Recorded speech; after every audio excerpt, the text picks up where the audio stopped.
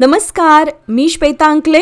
Tarun Bharat news बुलेटिनमध्ये आपल्या सर्वांचे स्वागत. आता पाहूया ठळक घडामोडी. बेळगाव जिल्ह्याचे नूतन पोलीस अधीक्षक के रामराजन यांनी गुरुवारी सायंकाळी पदभार स्वीकारला. अतिरिक्त पोलीस अधीक्षक अरबी बसरगी यांनी त्यांचे स्वागत केले. यावेळी जिल्ह्यातील सर्व पोलीस उपअधीक्षक उपस्थित होते. पदभार स्वीकारल्यानंतर पत्रकारांशी बोलताना रामराजन म्हणाले की जनमानसातील पोलिसांची भीती दूर झाली पाहिजे. नागरिकांना पोलिसांची नव्हे तर कायद्याची भीती वाटली पाहिजे. यासाठी कायद्याची काटेकोर अंमलबजावणी आवश्यक आहे. ज्यांच्यावर अन्याय झाला आहे त्यांनी कोणत्याही शिफारशीशिवाय थेट माझी भेट घ्यावी. ते पुढे म्हणाले की बेळगाव हा मोठा जिल्हा असून शासनाने दिलेली जबाबदारी समर्थपणे पार पाडली जाईल. कोणत्याही गुन्हेगारी घटनेमध्ये पंचायत बसवण्याऐवजी FIR दाखल करून कायदेशीर तपास केला जाईल. जिल्ह्यातील पोलीस ठाण्यांना भेट देऊन नागरिकांच्या समस्या जाणून घेतल्या जातील. नागरिकांनी नियमांचे पालन करावे आणि दुचाकी चालवताना हेल्मेटचा वापर करावा असे आवाहनही त्यांनी केले. चिदंबर नगर परिसरातील एका बंगल्यावर पहाटे चोरीचा प्रयत्न झाल्याची घटना समोर आली आहे. काल पहाटे सुमारे 2:16 सुमारास या बंगल्याच्या आवारात संशयास्पद हालचाली सुरू असल्याचा आवाज घरमालकांना ऐकू आला. पाहणी केली असता मास्क लावलेले 2 संशयित व्यक्ती कंपाऊंडमध्ये घुसल्याचे दिसून आले. घर मालकांनी तात्काळ आरडाओरडा केल्यामुळे घाबरून गेलेले चोरटे कंपाऊंड भिंतीवरून उडी मारून पळून गेले. विशेष म्हणजे पहाटे सुमारे 4 वाजण्याच्या सुमारास चोरट्यांनी पुन्हा एकदा चोरीचा प्रयत्न केला.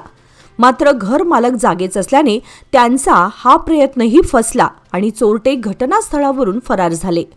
घटनेची माहिती मिळताच उद्यमबाग पोलीस स्टेशनचे PSI प्रकाश यांनी घटनास्थळी भेट देऊन पाहणी केली. सुरक्षेच्या दृष्टीने CCTV कॅमेरा बसवण्याचा सल्ला देण्यात आला आहे. तसेच हा परिसर 3ऱ्या रेल्वे गेटजवळ असल्याने रेल्वे हॉर्नच्या आवाजाचा गैरफायदा घेत चोरीचे प्रयत्न होत असल्याची शक्यता पोलिसांनी व्यक्त केली आहे. या पार्श्वभूमीवर खबरदारीचा उपाय म्हणून परिसरात रात्रीच्या वेळी 2 पोलीस कर्मचारी तैनात करण्यात आले. नागरिकांनी विशेषतः उशिराच्या वेळेत अधिक सतर्क राहावे आणि कोणतीही संशयास्पद हालचाल आढळल्यास तात्काळ पोलिसांना कळवावे असे आवाहन करण्यात आले आहे. तुडे तुर्केवाडी दरम्यानच्या रस्त्यावर हसकोळी हद्दीतील मंडवळ कोंड परिसरामध्ये ब्लॅक पॅन्थर दिसून आल्यानं परिसरातील शेतकरी आणि नागरिकांमध्ये भीतीचं वातावरण निर्माण झालं आहे. ही घटना गुरुवारी सायंकाळी सुमारे 5 वाजण्याच्या सुमारास घडली.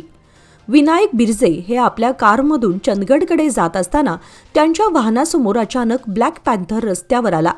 त्यांनी तात्काळ वाहन थांबवून हॉर्न वाजवल्यानंतर हा वन्य प्राणी उडी मारून जवळील जंगलात पळून गेला. या दरम्यान विनायक बिर्जे यांनी आपल्या मोबाईलमध्ये ब्लॅक पॅन्थरचे चित्रीकरण केले.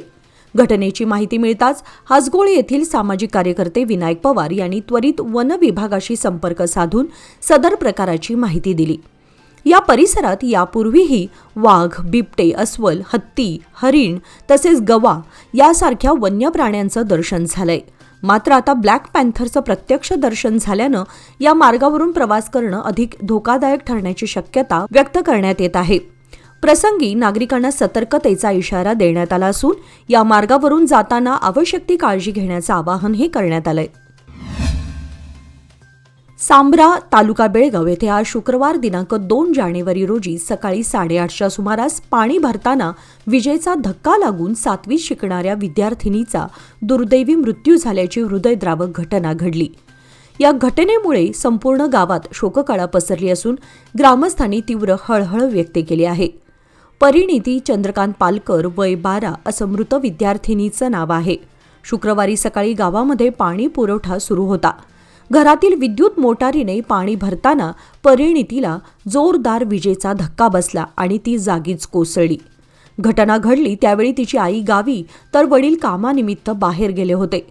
परिणिती कोसळल्याचे लक्षात येताच शेजाऱ्यांनी तिला तातडीने दवाखान्याकडे नेत असतानाच वाटेतच तिचा मृत्यू झाला. परिणिती ही गावातील सरकारी मराठी प्राथमिक शाळेत इयत्ता 7वीत शिक्षण घेत होती. तिच्या अकाली निधनाने कुटुंबावर दुःखाचा डोंगर कोसळला असून तिच्या पश्चात आई, वडील आणि मोठा भाऊ असा परिवार आहे. या घटनेची नोंद मारिहाळ पोलीस स्थानकात करण्यात आली असून पुढील तपास सुरू आहे.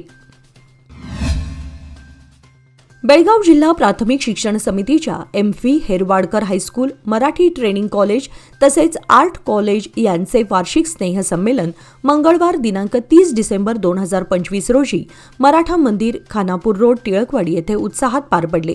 या कार्यक्रमाला प्रमुख पाहुण्या म्हणून अनुपमा जोशी उपस्थित होत्या. तसेच उद्योजक दिलीप चिटणीस, राजेश शिवलकर, पंकज शिवलकर, प्रवीण पुजारी, सिद्धार्थ हुंदरे, गायत्री गावडे, बेला शिवलकर, प्राचार्य एम.बी. हुंदरे, प्राचार्य सुभाष देसाई आणि प्राचार्य शोभा कुलकर्णी आदी मान्यवरांची उपस्थिती व्यासपीठावर लाभली होती. विद्यार्थ्यांच्या स्वागतगीताने व भरतनाट्यम सादरीकरणाने कार्यक्रमाची सुरुवात झाली. यावेळी मान्यवरांच्या हस्ते दीपप्रज्वलन करण्यात आले. दरम्यान वार्षिक ई-मॅगझिन व वार्षिक अहवाल सादर करण्यात आला.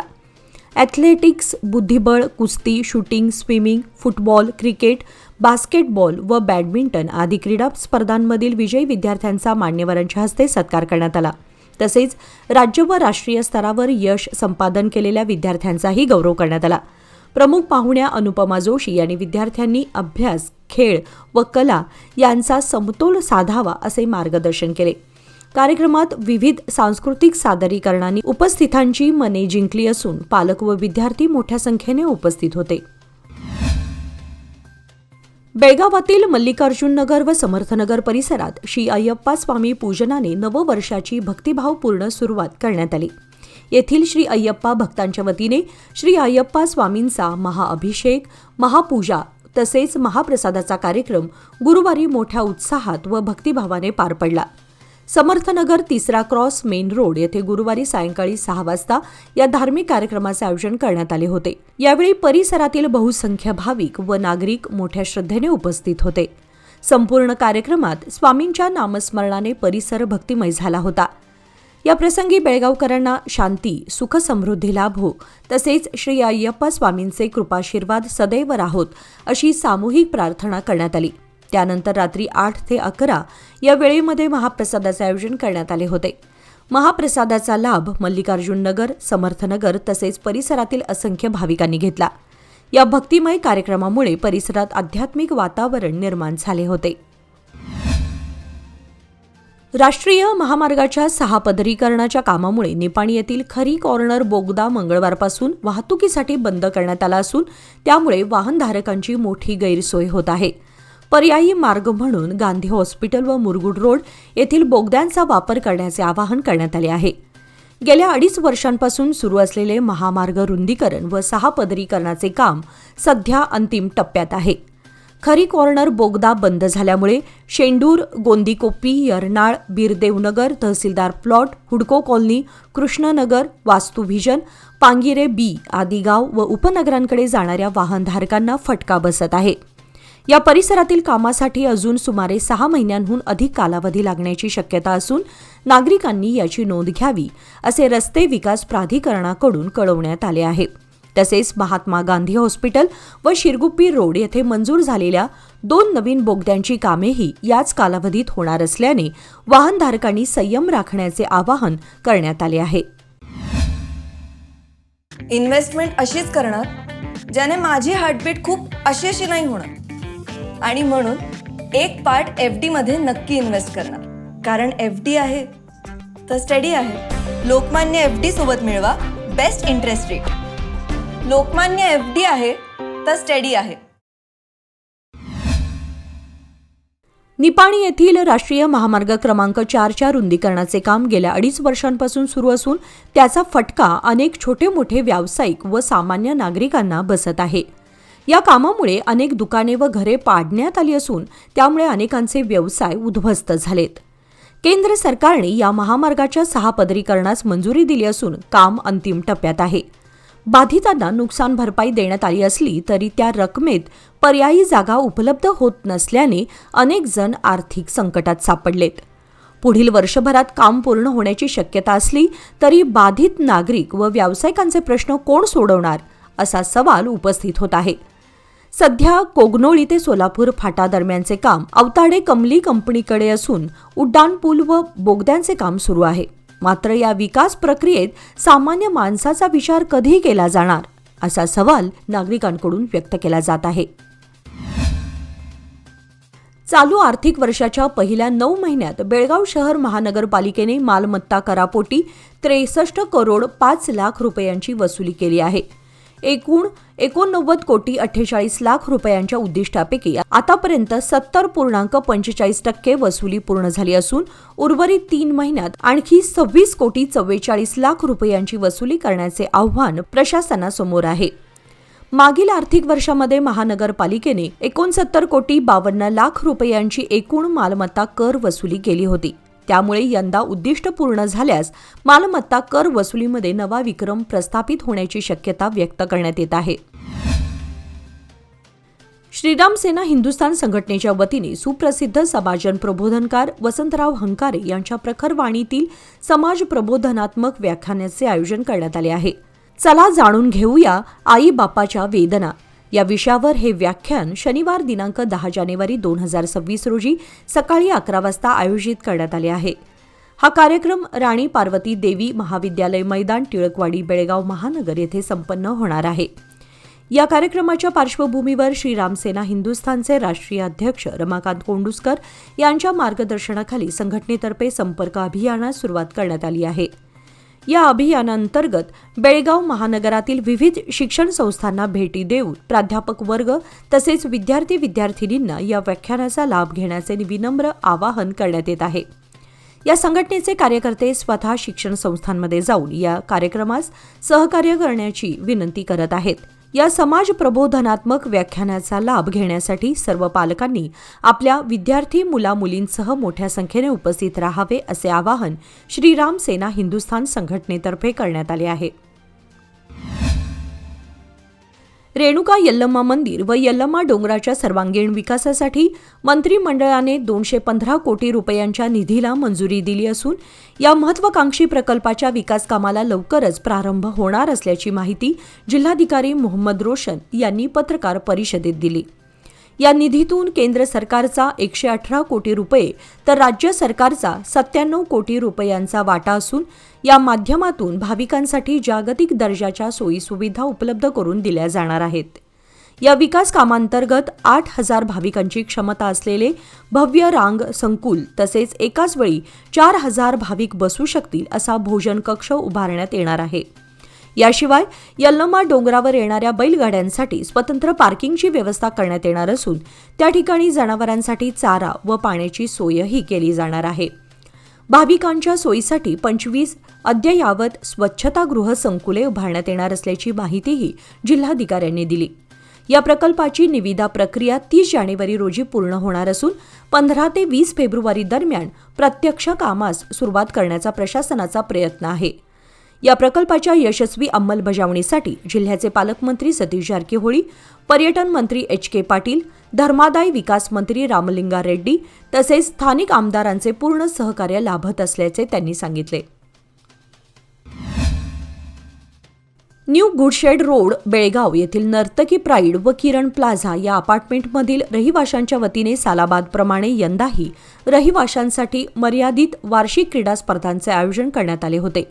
हाफ पिच क्रिकेट विभागामध्ये नर्तकी स्पार्कल संघाने विजेता तर पोरवॉल वॉरियर्स उपविजेते ठरले. महिला क्रिकेटमध्ये नर्तकी चॅलेंजर्स विजेते तर नर्तकी स्ट्रायकर्स उपविजेते. बॅडमिंटन लहान गटामध्ये सिद्धी जिनगौडा हिने प्रथम तर दर्श मंगल याने द्वितीय क्रमांक पटकावला. महिला बॅडमिंटनमध्ये मोक्षा मुंदडा विजेती तर मनीषा पोरवाल उपविजेती ठरली. पुरुष बॅडमिंटनमध्ये विराज किरण जाधव प्रथम तर अभिषेक शहा उपविजेता ठरला. कॅरम लहान गटामध्ये मिलन जैन विजेती तर क्रिश पोरवाल उपविजेता ठरला. महिला कॅरम विभागामध्ये मीनाक्षी जांबोटकर विजेती तर अर्पिता मंगलानी उपविजेती ठरली. पुरुष कॅरममध्ये रघु ओझा विजेता तर भावेश पोरवाल उपविजेता ठरला. स्पर्धातील विजेत्यांना प्रमुख पाहुण्यांच्या हस्ते पारितोषिके प्रदान करण्यात आली. या स्पर्धांसाठी बादल पोरवाल व परिवाराने आकर्षक चषकांची देणगी दिली.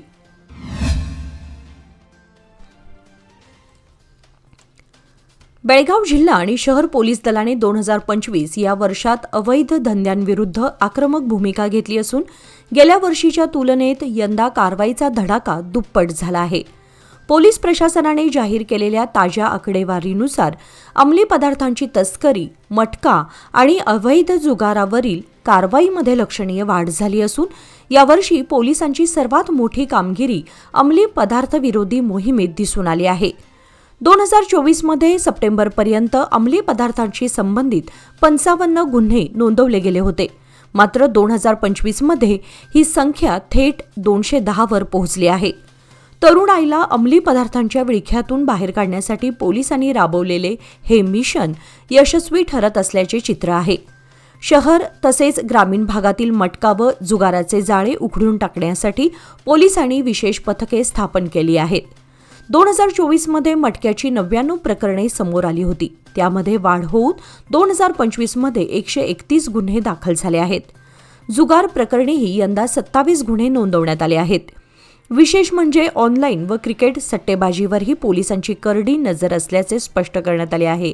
अत्यावश्यक वस्तूंचा काळाबाजार करणाऱ्यांविरोधात 6 गुन्हे नोंदवण्यात आले असून रिअल इस्टेट माफिया तसेच मायक्रो फायनान्सच्या माध्यमातून होणाऱ्या छळवणुकीच्या तक्रारींवरही पोलिसांनी कठोर पावले उचलली आहेत. एकूणच 2024 मध्ये नोंदवलेल्या 237 प्रकरणांच्या तुलनेत 2025 मध्ये आतापर्यंत 461 गुन्हे नोंदवले गेले असून अवैध धंद्यांच्या मुळावर घाव घालण्यात पोलीस प्रशासनाला मोठे यश मिळाले आहे.